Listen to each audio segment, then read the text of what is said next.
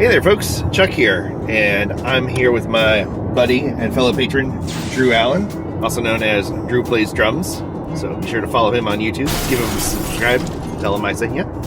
We're on our way to Webster, to a giant flea market where I've been told from other diecast dealers there are many a deal to be had, and there's some guy with some secret stash of diecast cars, so we're going to go and see if we can find him. Drew's along for the ride, just to kind of experience the flea market scene, and thought I'd bring you along. So this is a rare face reveal for me, and a opportunity for you to kind of see me in action. I don't usually do this sort of thing, but I thought it's a special occasion. It's Memorial Day. It is apparently one of the biggest days of the year at this flea market for some reason. So we're going to go see what all the fuss is about. So join me, won't you, on this fun journey through tiny car finds. And hey, while you're taking in the sights and sounds of the Webster Swap-O-Rama, thought I'd lay down some of my best tips and tricks for finding the best deals and making the most of your time at your local flea market. First and foremost, cash is king.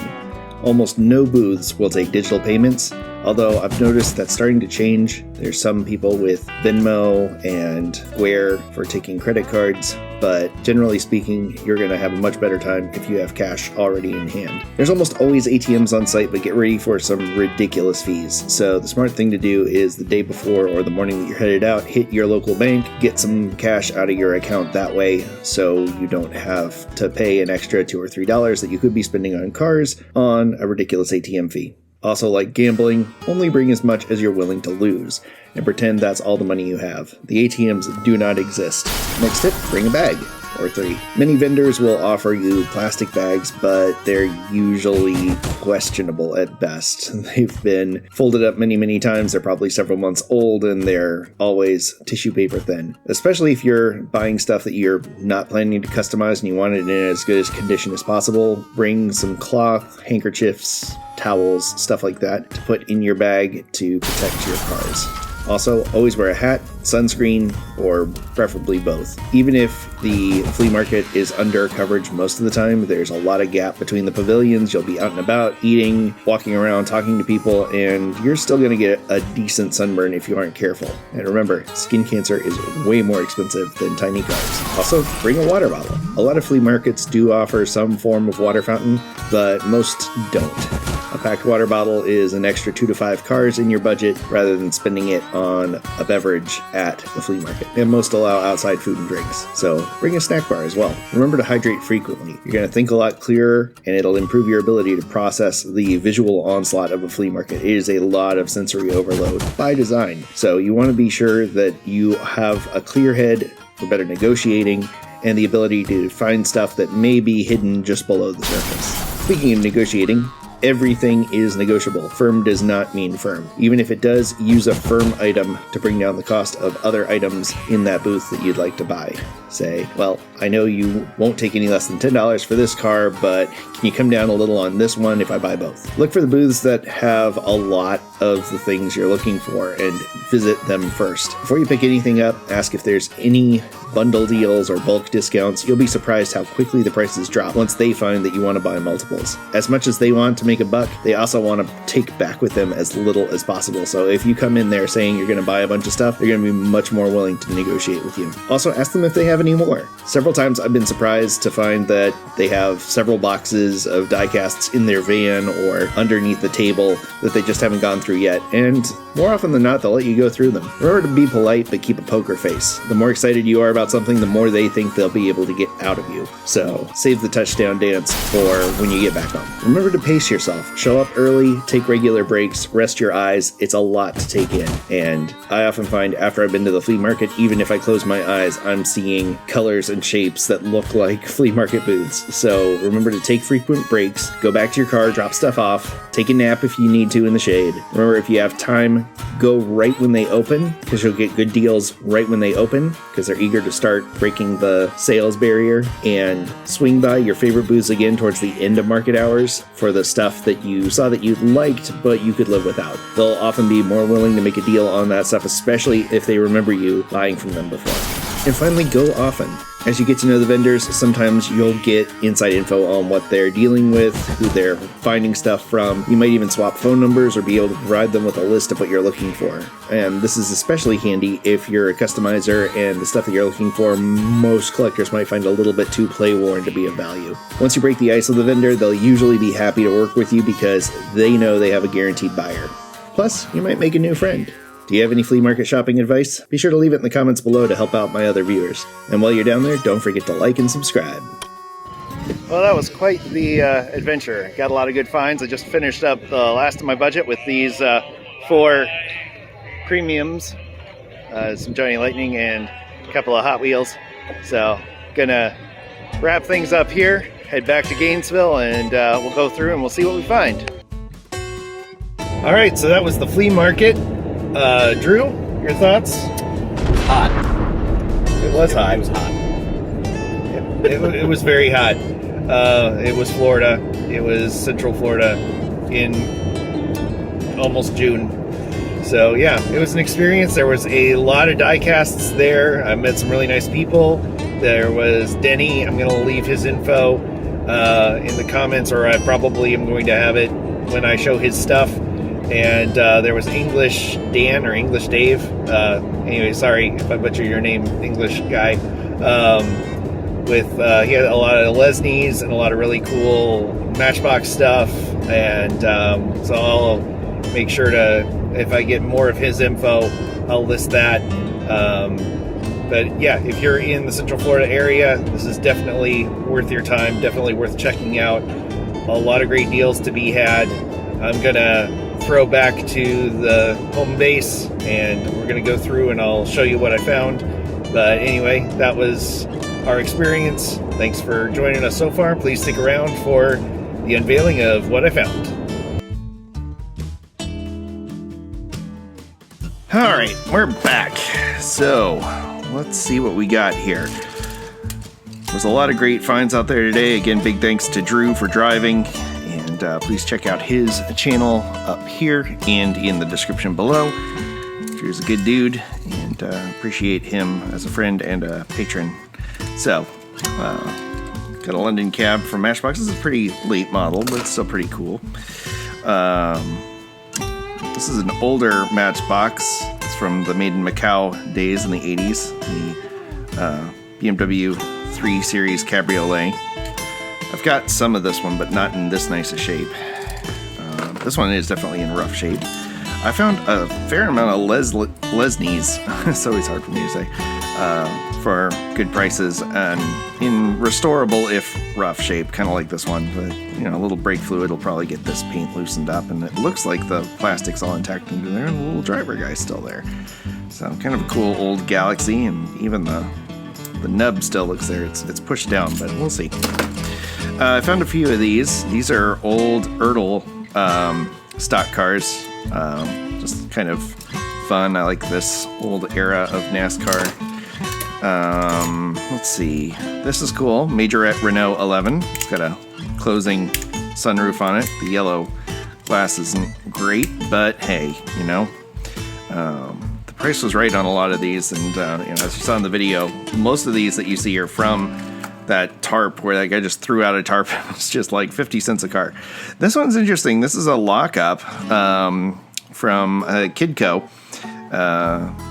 So these cars would come with keys, and when the key was engaged, it would lock the wheels on these little gears and lock the doors, so the doors wouldn't open.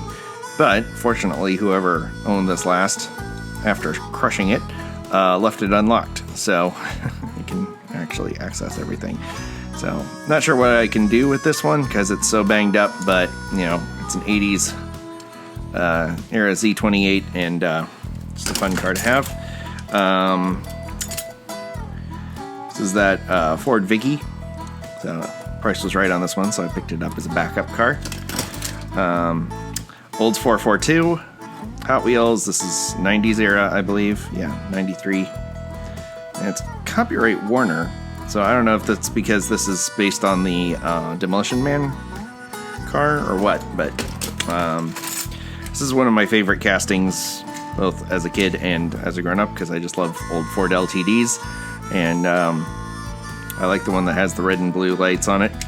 So it's kind of a weird color to it. I don't know if this was a color changer or what, but it's an odd color choice. This was cool. It was $1 because it's missing the front grille, but as you know, for me, that means very little. And for $1 with, you know, just the wheels alone make it worthwhile. Interesting 58 Impala. Another favorite of mine, the Mercury Sable wagon with the rear thing still intact, the rear trunk. There's another one of those hurdles. This is cool. This is that one that I just got from Flea that was done up as a Gaslands car. So it's nice to have a stock version of it, so I can find something fun to do with it. An old Silver Shadow. Again, made in England. This is one of the later ones, I believe, just because of the way the wheels and stuff look. But very cool find. This is a no-name, which is interesting because it's actually pretty well done. The Nissan GTP metal car. So curious about that one. If anyone knows in the comments, please let me know. Let's see. This is another favorite of mine. Very Malaysia 1984 Dodge Daytona from Matchbox with the opening hood. And in really good shape, too. It was a nice find. Here's another cool one. This is an old Leslie Matchbox Ford Zodiac Mark IV. Open the hood, and you still got the spare tire in there and the little engine. Very cool little casting. Excited to finally cross that one off the list. This is another favorite of mine, the Matchbox Superfast, made in Macau era. You know, late 70s GM, the Pepsi Challenger livery. I finally found one intact. This is the... Wait, no. This isn't the one I'm looking for. Oh, well, it's still cool. VW thing. This is the Matchbox one. I was looking for the Hot Wheels one, and I was so excited I found it, and I was just like, I'll buy it. And then, well, oh well. It was still like 50 cents, so... There's another one of those hurdles. I think there's 3 in total. Here. This one was kind of cool. I thought it was a...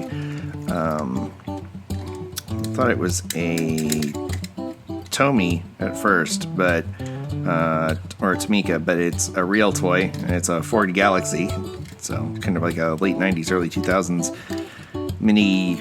It's not a minivan, but almost like a proto crossover. This is cool. Kidco, Camaro,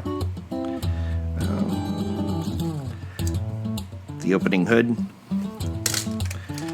This one's kind of cool. This is an early Blackwall. This is the Z-Wiz from Hot Wheels, 1975. So, very early Blackwall era metal car. And I think a pretty decent representation of the 240.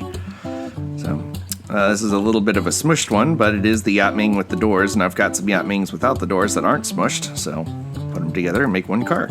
But it's a metal car, so it's got the nice metal base. This was a nice find for $1. I don't think they realized what they had. This is made in England, 1971, super fast.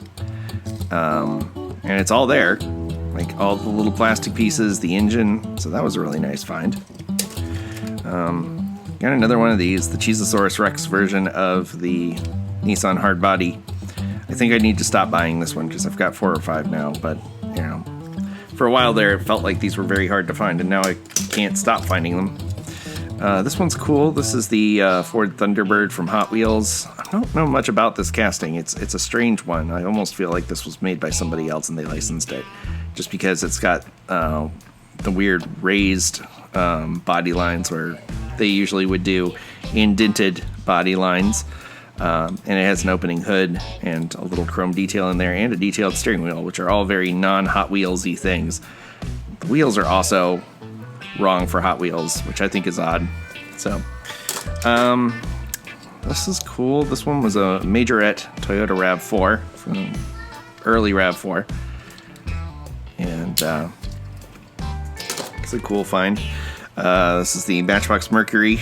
This is an old design that I guess survived into the 80s because this is the Halley's Comet. I had the I believe it was the Corvette. It was a Corvette or a Camaro that had the same design, but 1985, 1986 Halley's Comet returned, and they brought out that old casting. This is the Johnny Lightning Custom Continental, and it has an opening hood, but it doesn't want to open. But this was a buck, which I thought was kind of a nice find for, you know, kind of a weird crossover era of the Playing Mantis cars. 1995, this was about when they started getting decent. Matchbox 57 Chevy. Hood's missing, but the engine's good for customizing. This little guy keeps losing his hood, but it's another nice Britain era Opel Diplomat, and it's all there, I think. What's weird is the inside seems shattered, like it's all broken up in there. So, like, pieces keep falling out. I don't know why or how that happened. It's like the inside shattered. So, again, not a big deal with my kind of builds. This is another one. It's one I already have, but it's a cool one, and it's, you know, for the kind of car that it is, it's nice to have two, so I could do like a set or do some kind of scene with two cars. That old modified racer look. Let's see. Saving some of the better ones for later. 39 Chevy sedan. This is a Matchbox. It's got the rubber tires. It's a little big. It's interesting. It was probably a promotional vehicle for something. But again, the guy wanted $1 for it. I was like, okay, I'll pay $1 for that. Another beer one. This one's talks about some kind of thing in, I guess this is beer brewed in Las Vegas. Model T. Had one of these, sent it to Opa, and now I got two. So that's nice. So I feel good about letting that one go. I was able to find a couple more. This one was interesting. This is kind of 90s-ish, no, early 2000s Matchbox, but it's a bus with a Humvee front. I thought that was kind of wild. It's got the little opening door thing. I don't know what I'll do with that or if I'll do anything with it, but it was just kind of fun.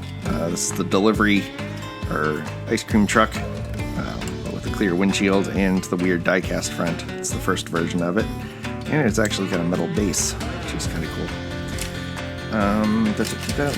Let's see, this one, Nova car, Nissan 4Runner. Is it Nissan? Is it the 4Runner?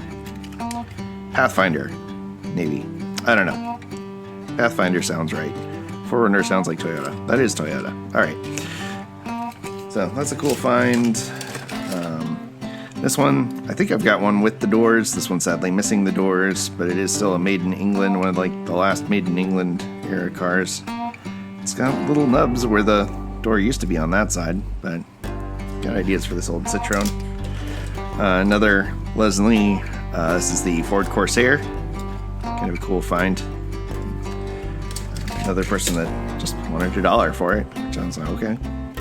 And it's all there. This is the Hot Wheels Blazer, the cool version without the plastic top. It's still metal era car. Jeep CJ6, I think this is. Yep, Jeep CJ6. It's unfortunately missing the plastic top, but that's, again, not a deal breaker with my kind of builds. And the price was right. I got a couple of the old Fields cars. I love the new Fields car that they've come out with. But it's interesting because this is the one that would have obviously had the rubber wheels, and this is the one with the more super fast wheels. But other than that, they are completely identical, I believe. So, and this one still had the roof, which is nice. So, nice to check that one off my list. It's kind of an international scout looking thing. Days of Thunder car, still in the package. Which for 50 cents, I was like, sure. This one's cool. Matchbox, I forget what this tractor is called, but it's all there. And they wanted it for $1. Mod tractor. It's all there. Cobra motor, all the details, the steering wheel. It's in beautiful shape. I haven't seen one this nice outside of eBay. This is the, I want to say, yeah, Holden Ute pickup. It's missing the stuff in the back, but it's a great casting. One I enjoy seeing. Found these at 2 different places. Each one was less than $1. They're from Road Champs, and they're close enough to 1/64 scale. They're a little on the, they might be a little on the small side, but you know, mind over matter. Oh, I got this car too, just because I love this casting. And I've got, these would be great for like an abandoned field type thing. So let me know how I'm doing so far. Let me know in the comments which ones you've liked the most.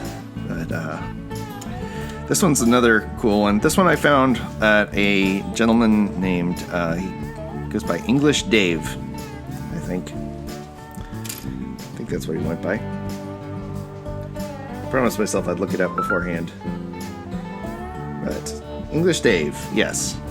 So English Dave has kind of a permanent, semi-permanent booth there, and I've been told about him, and I went down and you know, I'll show some of his stuff in the video. But his stuff was, he had a very well laid out booth. He definitely deals in the larger scales, but he and I need to talk because he said he has a large junkyard supply of play-worn matchboxes that he's looking to unload, and he'd probably give me a good price on them. So I'm hoping anyway. So we'll see. Matchbox 68 Citroen. It's a 1/65th scale according to the bottom, which is just fine with me. It's one of the most beautiful cars ever made, so I was happy to have one in my collection.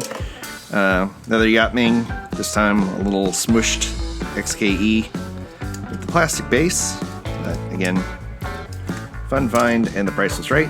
This is a nice one to get checked off the list. The Matchbox Custom 69 VW Squareback in a very nice shape. Got these guys. Not sure what I'm going to do with them, but they're in nice shape. Aside from this missing windshield, and I feel like this one's missing something. Not sure what.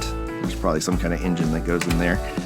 But this one, the wheels spin the rotors, and they're both there, and they're both still spinning. I thought that was very cool. So, and I think I've showed this one off before. It's the MG, the Rover MG. Just a fun casting.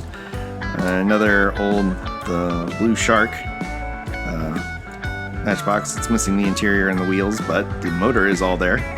So might be good spare parts for something else. I think I've got one of these that the motor is kind of tore up, so I might be able to put them all together and make one usable one. Matchbox BMW Z3, as northern neighbors like to say. Just a nice casting. Got another one of these for 50 cents because I love that little bicycle in there. It's a great prop. Rover Sterling from Matchbox, metal. Nice car. Down to the good stuff. I got some trailers, and I got some little boats to go on the trailers. These are old, I believe, Matchbox. I think this one goes with this one. It might not. I got several trailers, and I can't remember what goes with what. Maybe that one. But that one's definitely Matchbox. We'll dump back. Sadly missing the wheels, but again, they were practically giving these guys away.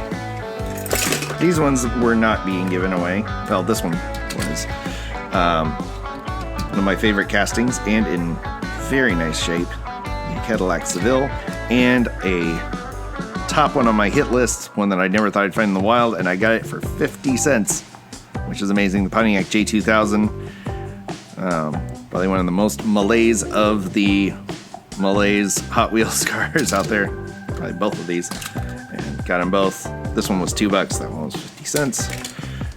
Alright, this was another really cool find from English Dave, the Studebaker Lark Wagonaire with the retractable roof, which is still intact and working. This car is in very nice shape, and he gave it to me for a very reasonable price. So, And another car that was on my hit list. I don't really go for too many of the old ones because their design is a little bit primitive for the style of builds I do. I like them, but you know, they are what they are. But I really like this 4-door Chevy Impala Taxi, and it's in a very nice shape. So may not even do anything with it because it's in such a nice shape, but it's got that taxi logo on the front, and I like that. I wanted to reproduce that for somebody. Look at this. Hey, a red line. Yeah, I found a few red lines in the wild, and you know, he wanted, the guy knew what he had, so they weren't like super good deals, but they were nice enough that it was worth getting. And you know, it says made in Hong Kong on the bottom, copyright 1974, so it's a real deal red line, and it's a casting that I like. And this little guy, ever since I saw Jim Silva build one of these, I absolutely had to see if I could find one, and I couldn't find one reasonably locally. But it's the old Jackrabbit Special, and it's missing the little back cover, unfortunately, which again, not too big of a problem with my style of builds, but unfortunately I'm a little late for Redline Day, but this will be something I might save on to for another day. And before I get to the pre-packs, this is the last of the Lucy's, is this really cool little ice cream canteen. It's still got the little guy, he's intact, he's got his little cone, and glass is in beautiful shape. It was just too nice to pass up, and you know, maybe I can reproduce the decals off of that guy, because it's pretty much all there. It'd be very easy to reproduce those. So that's it for the Lucy's. Oh, I also got this case for $2, which it's missing a sheet or a tray, but I've got extra trays. So for $2, can't say no to that. Let's see. I got these from a booth of a guy that said he knew another customizer, but unfortunately I wasn't familiar with the guy. But he took my info, and hopefully he's watching this video now. But I saw these, and I was not really familiar with these, and it's very cool. I always love VW Dune buggies, so it's nice to add those to the collection. Got this from Denny. He's got a place in St. Pete that apparently sells all sorts of stuff, and his prices were very reasonable, like cheaper than I could have bought these new in the store. So you know, he gave me very fair prices on these premiums. So I'll display his info if you're ever in the St. Pete area. Please check him out. Got a nice 57 Chevy delivery, quick delivery, both in Star Trek theme. Got this cool 52 Chevy. I think this was originally an ice cream truck, but you know, it's got this very cool mini moke kind of front to it. I forget what that's called, but with like a little awning, and the 65 Dodge Coronet altered wheelbase dragster. It's very cool. My neighbor Jean really likes those. Well, she likes the 65 Coronets. I don't know how she feels about the altered wheelbase. Very cool find here. The AJ Foyt 77 IndyCar and the pace car. The 77 Oldsmobile Delta 88 with its interesting targa top, which I'm pretty sure was unique to the pace cars. This one's a cool one. 31 Doozy. Wasn't that familiar with this one, but nice to add it to my collection of really old cars. This will be a great barn finder. And finally, Austin Healey Sprite from Johnny Lightning, one of their rare import cars, but it looks like it's got an opening hood on it. So a lot of great finds. I'm definitely going back to the flea market over in Webster again in the near future. Maybe not in the summer months because it was really hot, but there was a lot of great finds, a lot of really nice people, and got to meet some new connections in the Diecast community. So if you're joining in and you saw me there, really appreciate you coming along. So as always, I want to thank you for coming along with me for the ride, just like Drew did. So thanks again, Drew. And until next time, stay fresh, cheese bags.